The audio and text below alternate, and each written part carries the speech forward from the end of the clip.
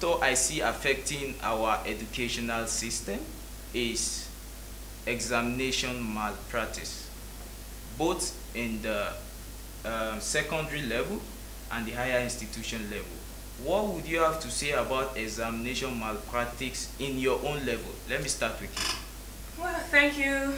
I would say foundation is faulty. When the foundation is faulty, what can the righteous do? I read a journal that says, if the primary level is malnutrition, it gives birth to a kwashiorkor secondary level. And then the kwashiorkoric secondary level gives birth to a marasmus tertiary level. Now, if parents can guide these children, giving them the right foundation. You see parents coming to school, put my child in primary 1. The child cannot even identify A. How can this child be carried along in such a class? This child goes on like a moron throughout primary school level, carries the same attitude of I don't know anything through the secondary level. You know it's only God that can save such a child. So I want to encourage the foundation. If the foundation is made strong, then I assure you, the sky will be the limit of our youth, upcoming youth. That way we can curb malpractice. Once the child has the confidence that I can do it myself, then they won't have to indulge, at least to that level, in malpractice. In your own level, sir, what would you have to say about examination malpractice? I can't deny that fact that examination malpractice is becoming more or less like the order of the day. But the institution is doing everything within her powers to make sure that you need exam malpractice at the board. But what I've discovered is that if the lecturers, the instructors, the teachers, if they impart very well, and the students too, they do their own bit, and the system encourage faithfulness, I'm sure exam malpractice will be a thing of the past. But you will discover that somebody is not doing his work. So based on that, the learners too will want to capitalize on the weakness of somebody that's not doing his work to make sure that he helps himself or herself to pass cheaply. So that's one aspect of it. Another aspect of it is that even we parents too, we have to instill some values into our children. That cheating doesn't pay. I've had a cause to hear a parent telling the child that do he want him to go and see the teacher so that things will work out easily. It's becoming a cancerous issue that is ravaging the system. A child coming to school, instead of him sitting down to look at his book, put his nose inside his book and work very hard to make sure that he's able to do something better in the examination, he will be, you see, skimming here and there, looking for help here and there, how he can link and get question and get one thing or the other that will help him during the exam. You know, all these values, they picked it from somewhere, just like my co-discutant said. He said, if the foundation is faulty, the structure will not stand. You see, the children from primary school, they are feeders to secondary school.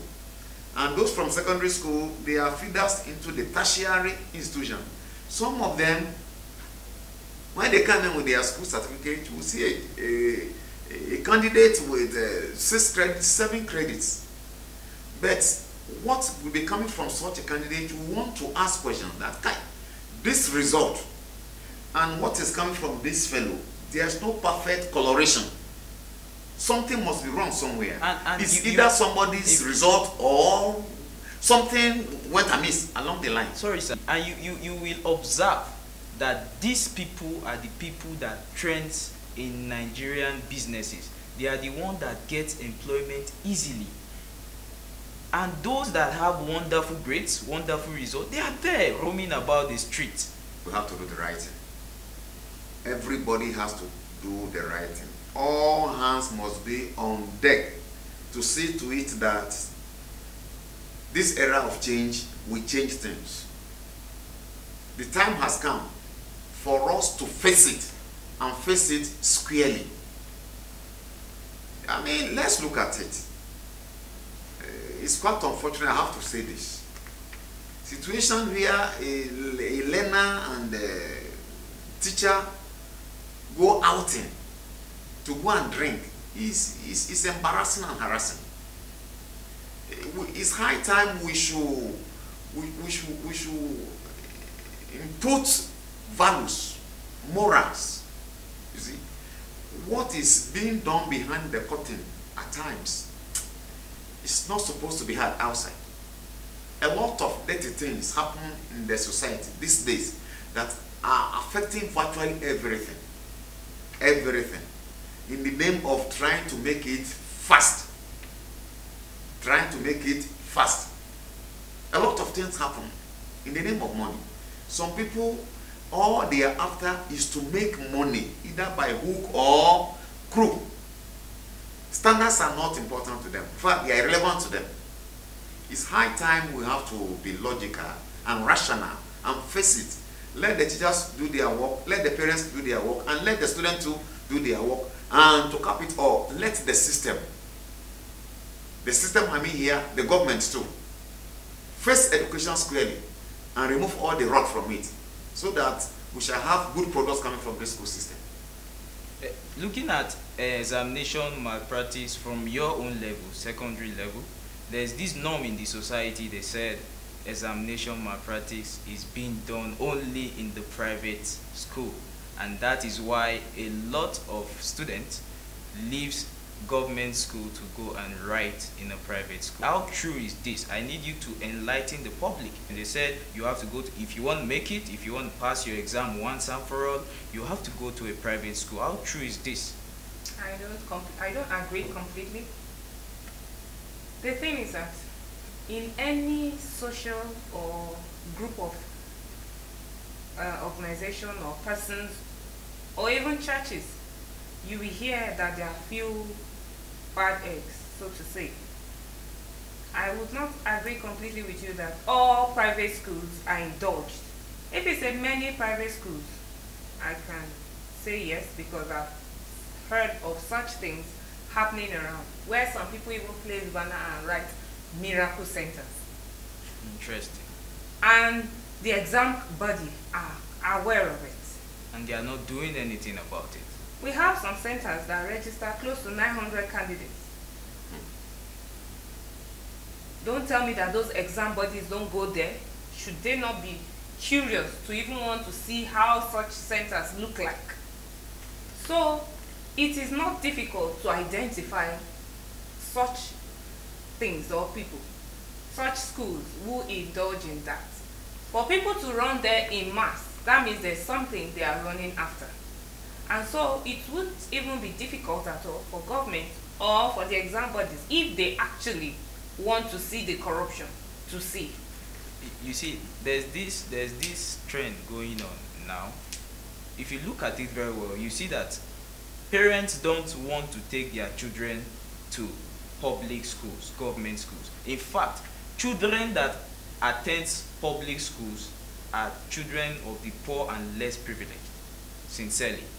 What would you have to say about this? Does it mean that we shouldn't go to public school again? Or does it mean that public schools are not up to standards that students can go for education? What would you have to say about this? Well, what I will have to say is this. The private school, they invest into the school. They invest in the laboratory, comfortable learning environment and facilities. Year in, year out, government has continually ignored the public school. Gone are the days where government school used to be good. In the past, we have prominent people who passed through government school, but because of the porous abandonment of government to these public schools. Go to public schools around now and see the deteriorating state of their infrastructure, their learning environment. It is shouting neglect, abandonment, neglect. Nobody cares. Nobody is investing in that sector. Government wants to shine. They want to invest in things that will make them shine. So if attention is given, kudos going to private school now, because the school owners are investing into the school, and that is why any parent will want to take their child there, not because Miracle Center or that, because the private school owners are investing into the school. Government should stand up and even encourage the private schools. They should give us kudos and not witch hunt the private schools. They should invest more into the private schools and also to the public. Is this supposed to be so? Does it now mean that the less privileged Nigerians cannot go to school? And that's why we have touts all around in Nigeria. Well, that aside, there's this happening in the university where you see students are being harassed by the lecturers sexually, and some of them, the lecturers say, okay, if you don't buy my handout, if you don't buy my books, I don't know, is it institutional for students to buy books? Is it a must for students to buy lecturers' books or handout in order for them to pass exam? What would you have to say about this, sir? Actually, learners need books. We can't rule that out. Learners, they need books. But there's no law that says that a learner should buy a lecturer's book by force. So when such an issue comes up, then the lecturers are trying to intimidate the students. There are so many books that students can use as a reference books to enhance knowledge. Quite okay. But when you enforce books on learners, that if they don't buy such books, you will use that as a whip to punish them, I don't think it's good enough. It's unethical. And concerning harassment, the harassment is both ways. Like here I work, the institution was able to actually make it compulsory that students should dress well. They call it dress codes. There is a way you dress now that is acceptable. Otherwise, it's unacceptable. And you can be sanctioned, you can be penalized. There are some dresses whereby you are exposed too much of what is not supposed to be exposed. The institution will frown at it. All right. And some of these students too, they are lazy. They are lazy.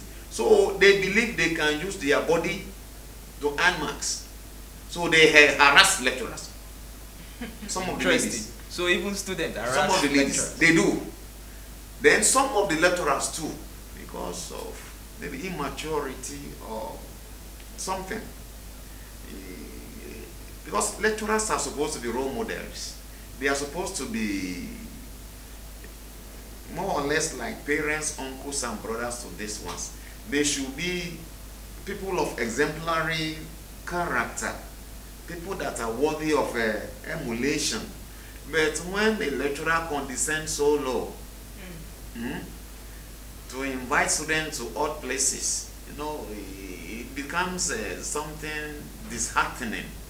It makes the heart bleeds. We can't rule that one, that is not happening. It's happening. We have had cases like that. Where lecturers are, because they want to sleep with the students, they've been victimizing students. And when the investigation was carried out, we discovered that there's truth in it, that really this fellow made advances. And there's no justification why this lady should fail, if not because of what really ensued between the two of them. Sexual harassment, we must be frank, is something that is happening. And I think there must be a stiffer penalty. The consequence of harassment, I think, is a bit mild.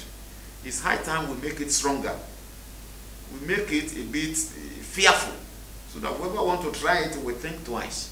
If not, to eradicate it might be a problem for now. But I understand there are student bodies that checkmate, like the SUG and the rest of it, but they are not functional, sir, in our university and poly. Actually, it's going to be difficult for a student to check his students because they are operating at the same level. And they don't have absolute power and then the authority per se to punish. The onus should be saddled in the hand of the authorities. Okay. To see to it that we instilled, qualities, values into our students, into our learners. Like there are some private schools. I went to one private university in Osun State. As a male student, you don't go to classes flying shirts.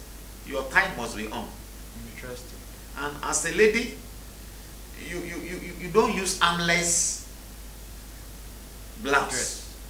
You dress properly when you are going to class. And there are monitoring team that goes about. If they see you dressing anyhow, they call you to order. In fact, they will ask you to come to the disciplinary office. And if it comes to hardened, they send such a candidate to seminary for some time for spiritual touch.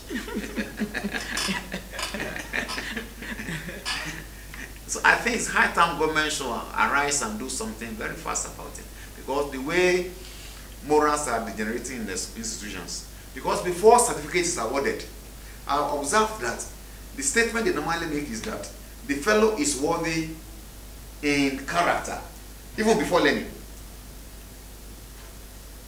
So all these are embodiments of the values you are talking about. By the time a child goes through the school system, the total man must have been built academically, socially, spiritually, and otherwise to make such a candidate to fit better in the society.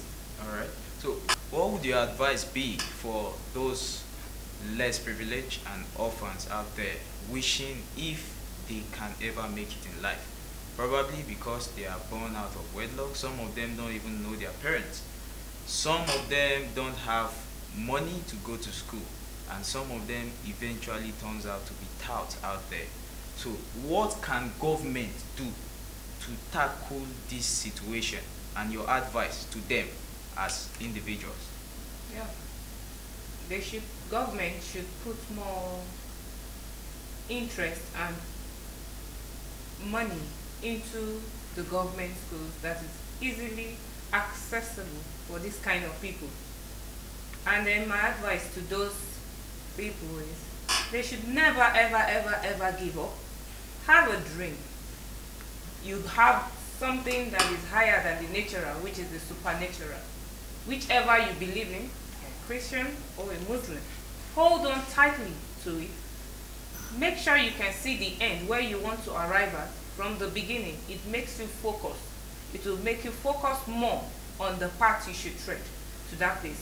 And with strong will, you surely will get to that point. Thank you very much. And what would your advice be to sir finally?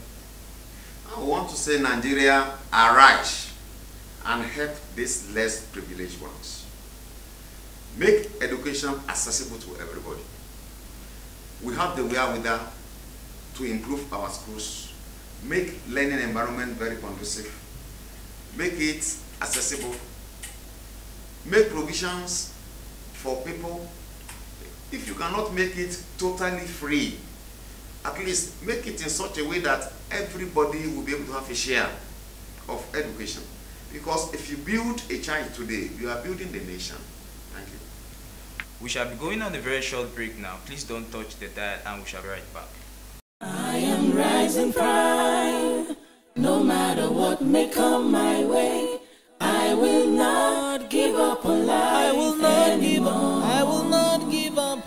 I am rising pride.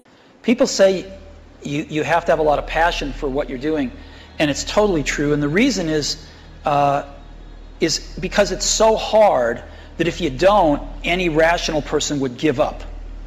It's really hard, and you have to do it over a sustained period of time. So if you don't love it, if you're not having fun doing it, you don't really love it, you're going to give up.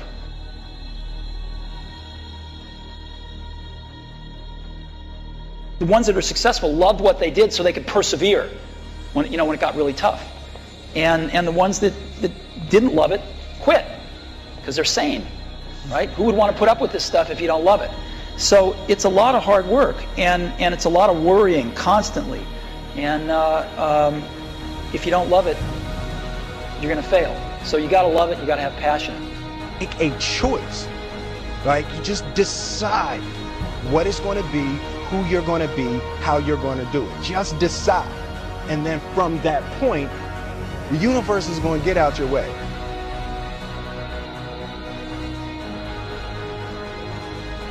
You must have faith.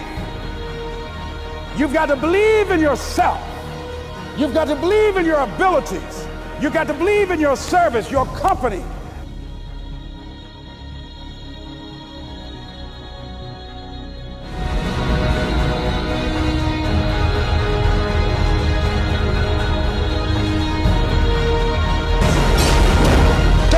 You got to dig down deep to gut it out. Keep on going again and again and again until you make it happen, because you know that it's possible.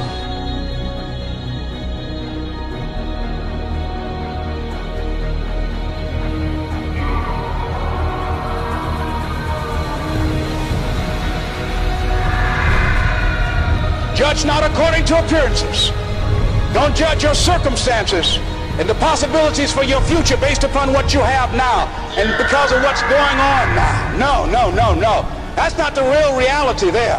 What you're going through, if you're going through some hard times, it has not come to stay, it has come to pass.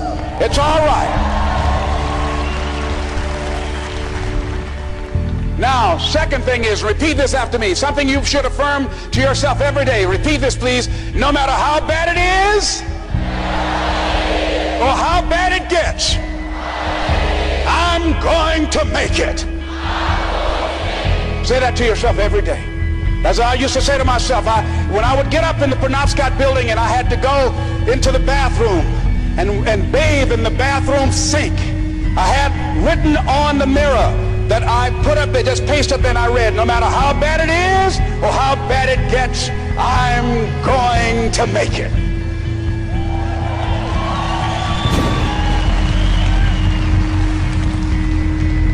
So you got to have faith. You talk to yourself. You say that affirmation. The next step is you must have patience and engage in consistent action. Patience and engage in consistent action. See, everything does not always happen, ladies and gentlemen, when we want it to happen. It doesn't happen quickly. So in that process, they have something in the Far East called the Chinese bamboo tree. The Chinese bamboo tree, every day it has to be watered and fertilized. It's a very hard nut, and it takes 5 years of watering and fertilization every day, according to American Geographics, before it breaks through the ground. At any time, if the watering process and the nurturing and the fertilization process is stopped, the Chinese bamboo tree will die in the ground. Now, once it breaks through in that 5th year, then in 6 weeks it grows 90 feet tall. Now, the question is, does it grow 90 feet in 5 years or 6 weeks? The answer is obvious. It takes 5 years. That's how long it took to grow it, to build that foundation, to nurture it, to water it, to build the reputation, to build the credibility, to learn the market, to learn people, to learn yourself, to learn the system, to learn how to do it, to figure it out. That's why you must have patience and engage in consistent action.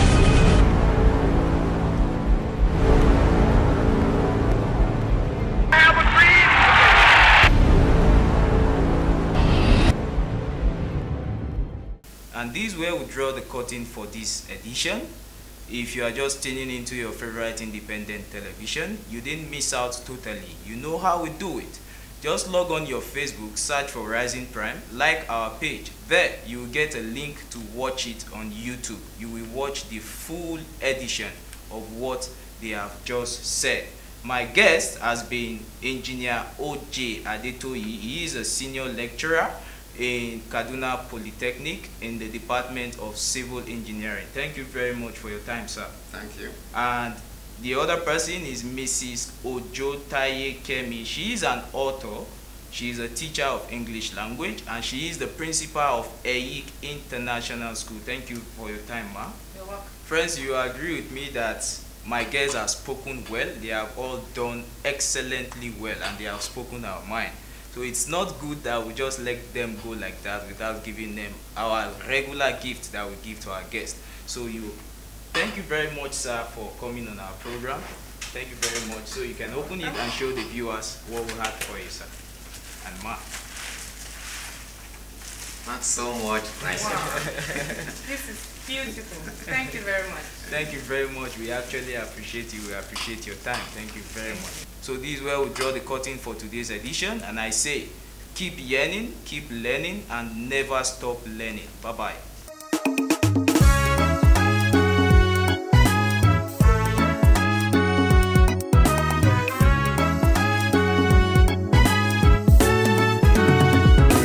I am rising prime, no matter what may come my way. I will not give up on life anymore. I am rising prime from every ugly situation. I will not give up on life anymore. I am rising prime, no matter what may come my way. I will not give up on life anymore. Even if I fall, I will rise again. Even if I fail, I will start all over. All things are possible if I believe.